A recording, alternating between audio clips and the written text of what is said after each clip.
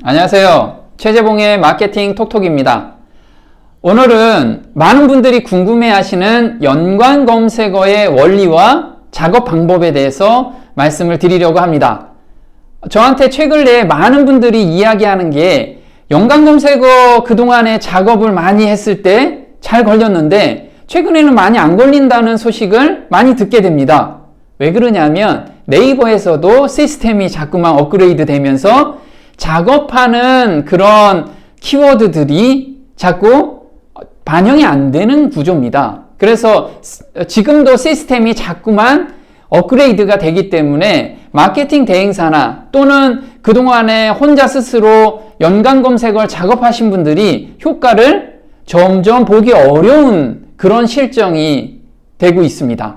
근데 오늘 제가 알려드리는 아주 간단한 방법으로 앞으로 꾸준하게 연관 검색어에 노출되는 그런 원리를 한번 알아보려고 합니다. 자, 연관 검색어 중요한 이유가 무엇일까요? 첫 번째, 모든 사람에게, 모르는 사람들에게 인지시키는 역할을 한다. 인지라는 기능입니다. 이게 어떤 내용이냐면 이렇습니다. 제가 만약에 강남에서 커피숍을 운영하고 있습니다. 그런데 오픈한 지 얼마 안 됐으면 내 커피숍에 방문하는 사람들이 많지 않겠죠. 그러면 연관 검색어를 어떻게 활용하면 사람들한테 빨리 노출을 시킬 수 있냐면요. 사람들이 강남 커피숍 또는 강남 맛있는 커피숍 이렇게 검색을 했어요. 그럼 그 밑에 자기 상호가 연관돼서 노출이 된다면 그동안에 아무도 몰랐던 사람들이 이게 뭘까 하면서 클릭도 해보고 또는 방문도 할 겁니다. 그래서 인지라는 기능이 바로 그런 기능입니다. 사람들이 모르는 사람들한테 저 상호를 노출시켜주고 방문하게 만드는 그런 기능이죠. 그럼 인지하는 기능들이 최근에는 굉장히 많이 늘었습니다. SNS를 통해서 인지시키는 방법 또는 예전 같은 경우에는 TV나 라디오를 통해서 인지를 가장 많이 시켰습니다. 강남의 핸드드립 커피숍 땡땡입니다. 이렇게 TV나 라디오에서 꾸준하게 노출이 된다면 사람들이 한 번은 방문을 하겠죠. 그게 바로 모르는 사람에게 인지하는 기능입니다. 그런데 인지할 때는 굉장히 많은 비용이 들어갑니다. 그래서 소상공인들이나 또는 막 사업을 시작하신 분들한테는 자금력이 부족하겠죠. 그런 분들은 이렇게 네이버의 연관 검색어를 잘 활용한다면 아마 효과가 굉장히 크다는 것을 느낄 수가 있습니다. 나중에 저와 함께 페이스북이나 인스타그램 또는 유튜브 채널을 통해서 인지시키는 그런 방법도 앞으로 배우게 될 겁니다. 자, 그러면 오늘은 연관 검색어에서 모르는 사람들한테 인지시키는 그런 기능이 첫 번째로 있는 거고요. 두 번째는 인지했으면 사람들이 방문하겠죠. 클릭하고 내용도 분석해보고 그래서 사이트나 매장으로 방문을 유도하는 기능이 바로 연관 검색어입니다. 그래서 연관 검색어가 사업하는 입장에서는 굉장히 중요합니다. 연관 검색어가 중요한 이유에 대해서 한번 예를 들어서 한번 보겠습니다. 제가 족발 체인점을 운영하고 있습니다. 현재 전국적으로 체인망이 형성이 돼 있는데 지금 구례동 신도시에 저희 매장이 2개, 3개가 들어가 있습니다. 거리에 좀 차이가 있지만 그래서 제가 구례동 족발이라고 검색을 해봤어요. 그러면 구례동 족발이라고 검색한 사람들은 족발을 먹으러 올 사람들이죠. 그 사람들이 검색을 딱 해봤는데 연관 검색어에 딱 보니까 어떻게 나와요? 족발의 장인 족장, 구례동 족장 이런 식으로 연관 검색어 걸렸습니다. 그럼 사람들이 그동안에 구례동 족발이라는 것을 구례동에 사시는 분들은 족장이라는 존재가 그동안에 잘 몰랐겠죠. 물론 아시는 분이 일부 계셨겠지만 많은 분들이 몰랐을 겁니다. 그런데 이렇게 연관 검색어에 노출이 돼 있다 보니 족장을 한 번씩 다 아마 눈에 익게 되는 거죠. 그러면 두 번째, 이게 바로 인지 기능이고요. 두 번째는 족발의 장인 족장을 클릭하거나 또는 구례동 족장을 클릭하면 다음 화면이 나오겠죠. 이런 식으로 나옵니다. 구례동 족장이라고 클릭하고 들어가 보니 지도에 이렇게 족장 김포 마산점, 그 다음에 족장 김포 구례점이 노출이 돼 있습니다. 그러면 자기가 가까운 거리에 있는 족장을 방문하겠죠. 이렇게 구매까지 유도가 되는 거예요. 그 밑에 보시면 뷰 영역에 저희 구례 김포 마산점과 김포 구례점에 있는 후기들이 쭉 올라와 있습니다. 그럼 소비자들은 그동안에 이게 잘 몰랐던 족장의 맛을 또는 족장의 분위기를 여기에서 분석하고 여기에서 보고 방문을 하게 되는 그런 역할을 합니다. 아주 굉장히 연관검색어가 중요하다는 걸 아시겠죠? 자, 연관검색어 작동 원리를 한번 알아보겠습니다. 자, 연관검색어는 단어에 그 뜻이 숨겨져 있어요. 어떤 거냐면 연관해서 검색하는 단어가 무엇이냐, 이게 바로 연관검색어입니다. 예를 들어 볼게요. 자, 제가 아까 구례동 족발이라고 검색을 했습니다. 일반인 사람들이 족발을 먹고 싶은 사람이 구례동에 사는데 구례동 족발이라고 검색을 했어요. 그러면 그 다음에 내가 구례동 족장이라고 검색하는 사람들이 갔다 온 사람들은 많겠죠.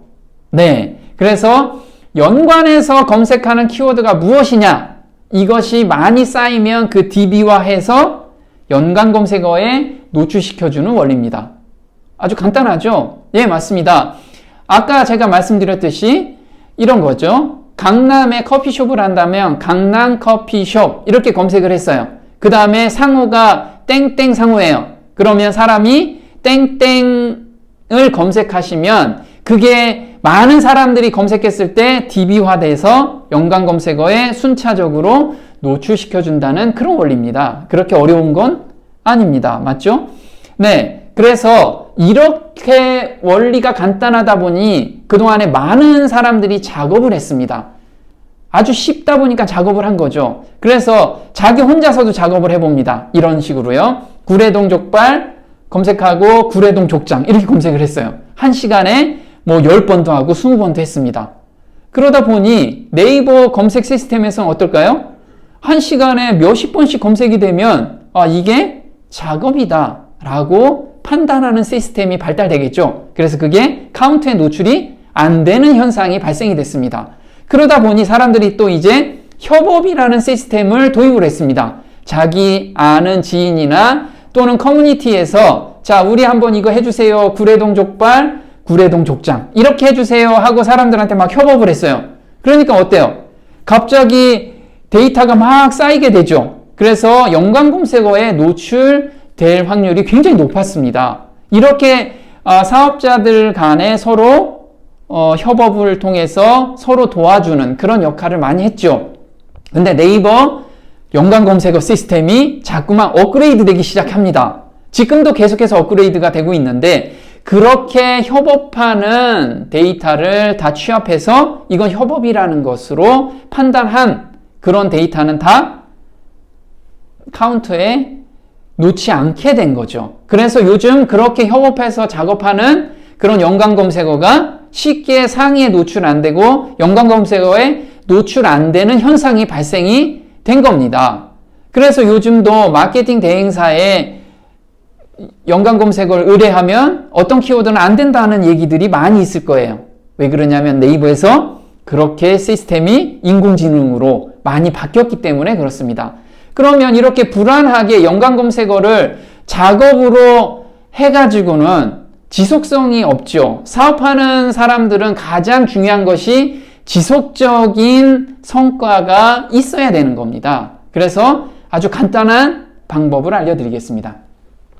자, 연관 검색어를 합법적으로 작업하는 방법. 네, 요게 작업이라고 할 수 있을지는 모르겠지만 네이버에서도 권장하는 내용입니다. 어떤 부분이냐면 구례동 족발이라고 검색을 했을 때 우리 족발의 장인 족장이 통합 검색에 나오게 됩니다. 뷰 영역에도 나오고 따라서 블로그나 카페 같은 곳에 글을 써서 노출시키게 되는 겁니다. 그럼 사람들이 클릭률이 굉장히 높겠죠. 예, 맞습니다. 클릭률도 높고 그 다음에 검색할 률도 높을 겁니다. 불특정 다수가 검색을 하게 되면 그것은 실데이터, 실제로 카운터되는 데이터로 카운터가 돼서 연관 검색어에 노출을 시켜주는 겁니다. 그래서 저희 같은 경우는 작업을 하지 않습니다.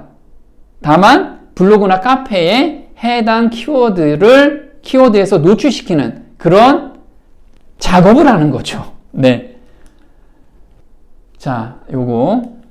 그 다음에 제가 운영하는 곳에 여의도에 본점이 있습니다. 그래서 제가 여의도 족발이라고 검색을 해봤어요.